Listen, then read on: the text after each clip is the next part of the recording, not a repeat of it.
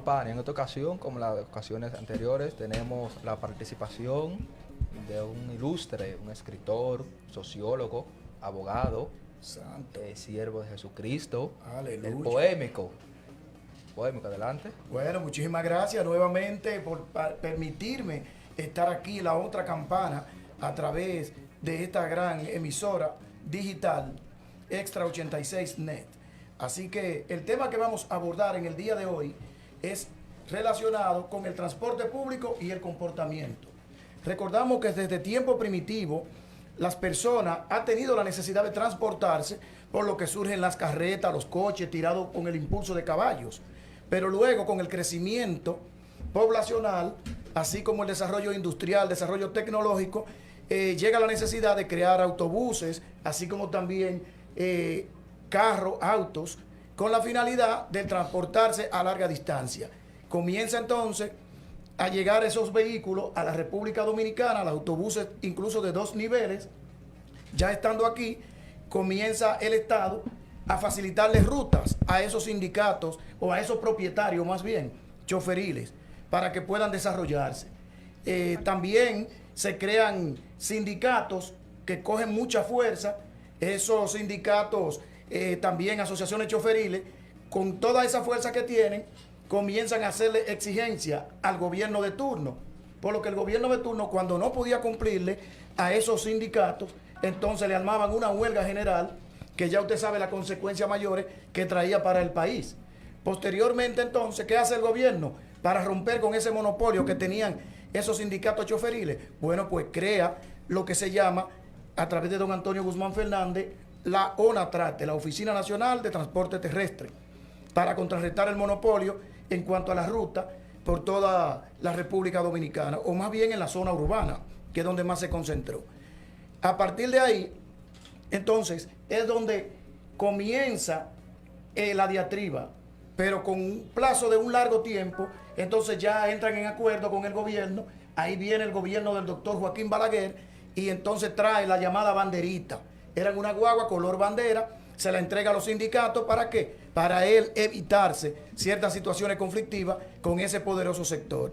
Posteriormente, entonces se crea lo que es la Oficina de Transporte Metropolitana de Transporte, ¿verdad?, de Servicio de Autobuses, más bien, que es la ONSA, Oficina Metropolitana de Servicio de Autobuses, ONSA, mediante el decreto 448-97.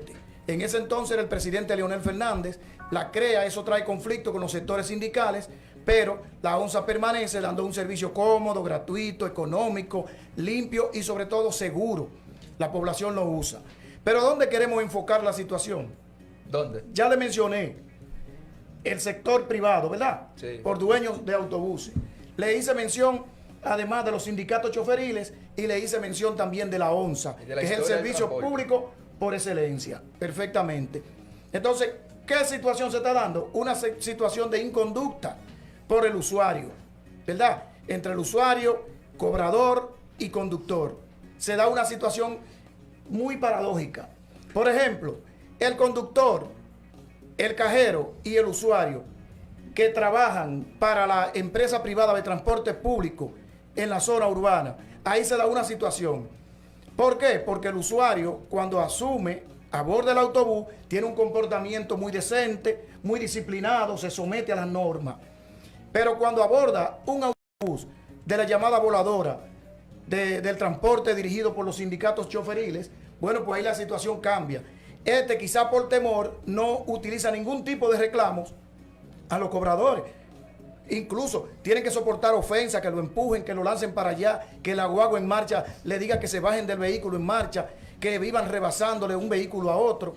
Pero tiene que permanecer en silencio. Quizá eso es por el temor. ¿Por qué? Porque casi siempre, no todos, pero en su mayoría tienen un machete, tienen un palo, tienen un tubo.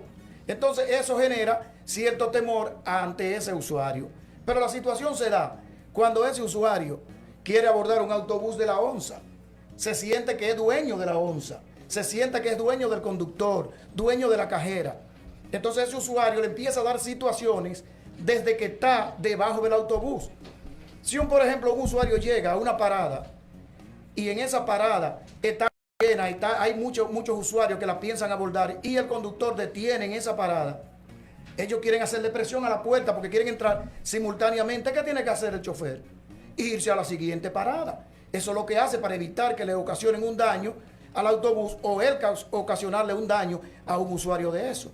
Pero muchos usuarios tienen 5, 10 o 15 minutos esperando una guagua, un autobús de la ONSA, y cuando abordan el autobús es que empiezan a sacar los 5 pesos, los 10 o los 15 pesos del último confín de la cartera, quitándole tiempo al que va a bordo y quitándole tiempo al que quiere subir para abordar. Esa es una situación que tiene que enfrentar.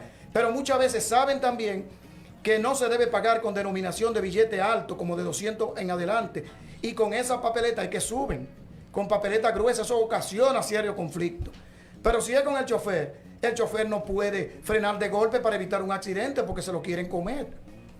Una cantidad de improperio, de ofensa contra el chofer, y eso ocasiona un desequilibrio, porque el chofer debe estar conduciendo con los 5 sentidos.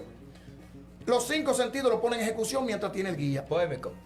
Dígame. ¿Ese usuario se comporta de esa manera solo en la ONSA o en los demás transportes? Eso es lo que estamos enfocando. En el sector privado no se comportan así. En el sector de los llamados sindicatos tampoco. Pero en la ONSA es que se comportan así porque tampoco en el metro ni en el teleférico exhiben ese comportamiento. ¿Y a qué usted cree que se debe ese tipo de actitud por parte del usuario? Bueno, hay una situación de carácter, de conducta. Ahí se conjugan una serie de comportamientos, ¿verdad? Que llevan a esos usuarios ahí, y además que se sienten dueños del Estado, porque entienden que porque del Estado lo ven como si fuera algo personal. Pero es donde queríamos hacerle ese enfoque, pero gracias a Dios, el director de la ONSA ha llegado, Radamés González, un nuevo director. Lo primero que ha dicho es dignificar el salario de la cajera, choferes y todo el personal operativo. Bien. Y eso es una medida que merece un aplauso. Eso merece un aplauso. Dignificar el salario es lo primero. De 500 y tantos autobuses que hay en la ONSA, hay algunos que están dañados, solamente están operando 132. Dijo inmediatamente que lo va a arreglar para ponerlo en circulación para que se aumente la flotilla y la frecuencia de un autobús y otro se reduzca. Entonces yo creo que eso merece también otro aplauso para él. Bien.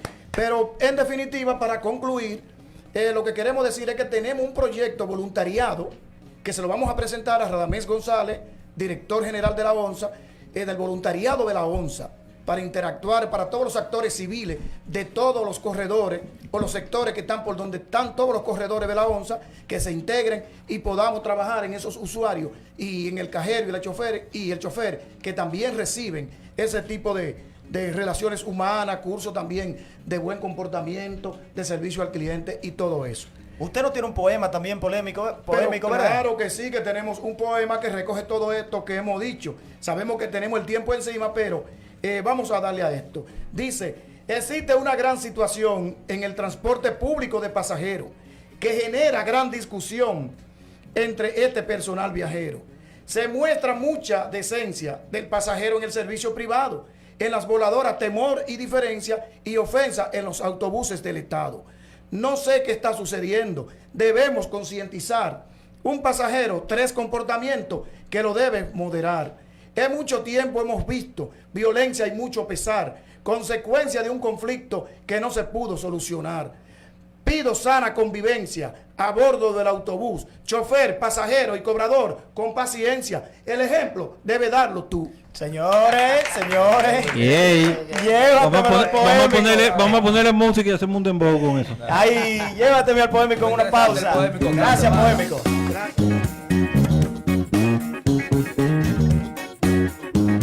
Poémico. Hermano, ¿cómo está? Saludos, gusto. XXL.